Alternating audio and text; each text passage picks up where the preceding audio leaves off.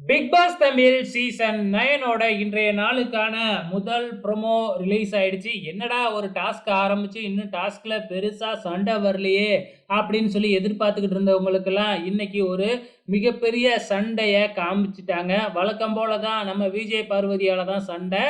So Vijay பார்வதியால தானா இல்ல வேற யாராலினாலா அப்படின்னு ப்ரோமோவ வச்சு மட்டும் பார்க்க முடியாது.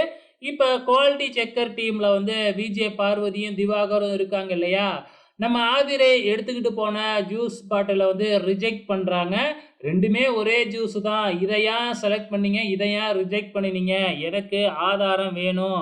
எதனால ரிஜெக்ட் பண்றீங்க? அப்படின்னு எனக்கு வேணும் அப்படின்னு கேட்கறாங்க.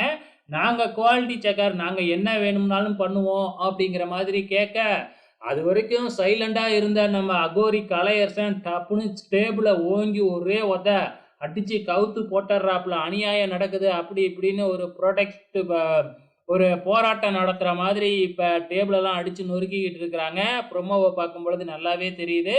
ஸோ என்ன நடந்திருக்குது அப்படின்னு தெரியல. ஏதோ பொறி வச்சு பார்வதியை பிடிச்சிட்டாங்களா என்னான்னு புரியல. அவங்க பயஸ்டா நடந்துக்கிறாங்க அப்படிங்கிற மாதிரி வந்து பார்த்தீங்கன்னா கம்ப்ளைண்ட் பண்ணிக்கிட்டு இருக்கிறாங்க. எபிசோட பார்த்தா தான் தெரியும் என்ன நடந்திருக்குன்னு. பொறுத்திருந்து பார்க்கலாம்.